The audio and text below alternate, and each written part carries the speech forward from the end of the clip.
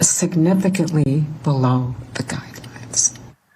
Joining me now is Elie Mystal, justice correspondent for The Nation. So, Elie, I asked my team to pull a couple of tweets that kind of summarized a lot of the feelings about this sentence. Pam Keith, military veteran Pam Keith, killing a black man gets you less time than accidentally voting while on probation as a black man. It's time for serious reform of the judiciary. No one who does stuff like this should be allowed to remain on the bench, talking about the judge. And Naveed Jamali, a friend of the show and Navy veteran, says it's not a sentence. It's an inconvenience. Your thoughts on this sentence? Joy, this country hates us. This country hates black people, and we know it. We talk about it. We joke about it. We know what we're up against. But sometimes that hatred that this country has for us really comes out and just takes your breath away, just grabs you by the neck and just takes your breath away.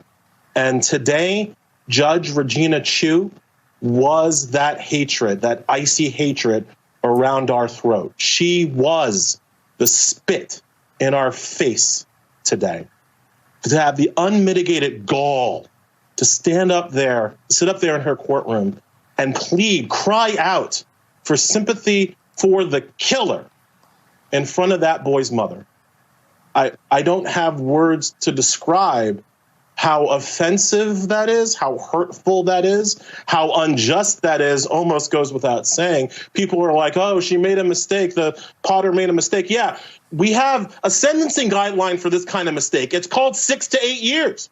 Why did she get 2 years? Somebody needs to answer me why she got 2 years. And of course, we all know why she got 2 years. Yeah, because she was a crying white.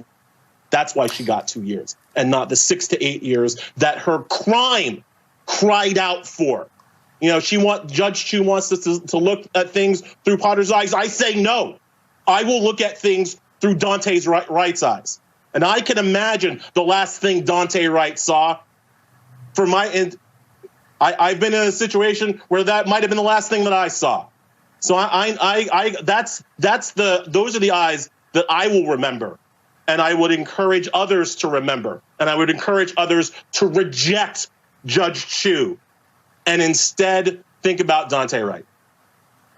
You know, I mean, there's a guy named Muhammad Noor, a former police officer, I believe in the same state, that was got 12 and a half years for accidentally, firing his weapon and killing a woman. She was a white woman from Australia. He's doing 12 and a half years for that.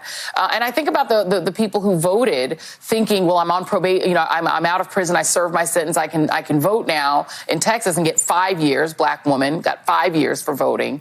And then you think about what we talked about yesterday in New Jersey, where a black teen and a black teen and a white, or I think he's my white Latino teen, get in a fight, and literally the police say, no, that this isn't even about you. We're just really here about this black kid that you were just on top of punching. He's the one we're going to arrest. You're right. It's hard to walk away from the idea that the system has really trying to tell us, no, your lives literally are not valuable at all. They mean nothing. As you know, I have 2 black sons, and I was telling you last night that I'm having difficulty trying to figure out when I can show him. I've got a 9-year-old. He's such a pleaser. He loves people, and people love him. And when do I show him your interview with Zakai?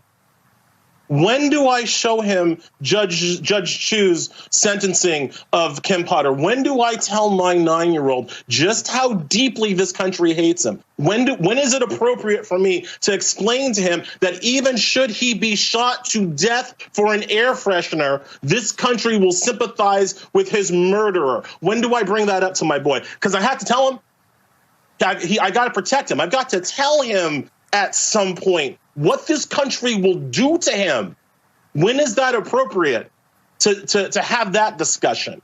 The people need to understand your interview with Zakai yesterday and this sentence are part of a continuum. They're on a linear track because it's the same thought process that led those cops to manhandling and physically restraining Zakai while letting the white kid walk away. That's the same thought process that Kim Potter had when she pulled out whatever she could find to make the black man stop, make him stop. That's all she cared about. She didn't care about his life. She didn't care about his help. Judge Chu, she wasn't trying to hurt him. No, she was trying to hurt him.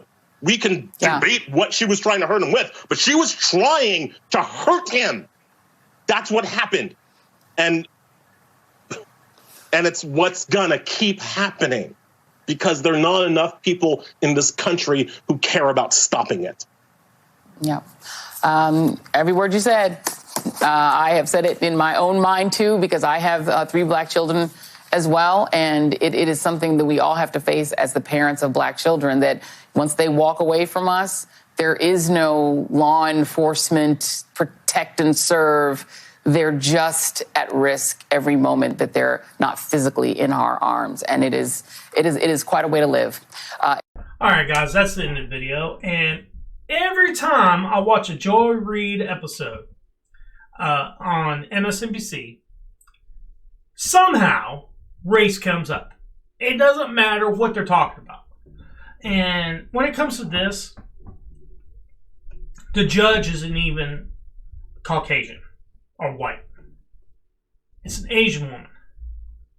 And she made a decision based on what she was seeing there. 2 years.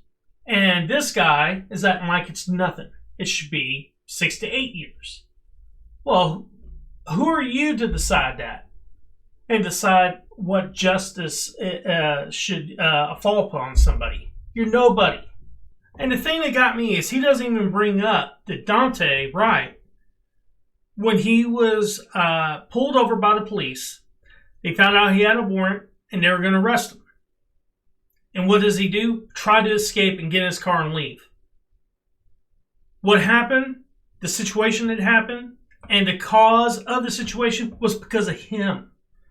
He doesn't even go through any of that or tell the truth about that.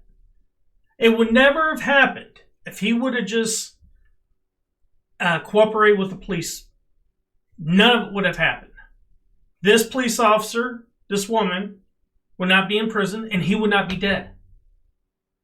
That's a fact. But was it right that this police officer shot this young man? No. And did she do it on purpose? No, she did not. But that's because of lack of training. She thought the gun was a taser. That tells you the lack of training she had. And supposedly she was a police officer for 6 years. That scares the hell out of me. That could have been anybody. But what they're concentrating on is he is a black man. Instead of concentrating on the lack of training this woman had. This could have been anybody. And where they focus on? The color of the man's skin. And we're the bigots. What I'll be concentrating on is telling the story of what happened and make it a precautionary tale, what you should do whenever you're pulled over by a police officer. No matter what color your skin is. You cooperate. End of story. But guys, that's my opinion. I hope you enjoyed the video. Please hit like and subscribe. It helps the channel grow. Peace.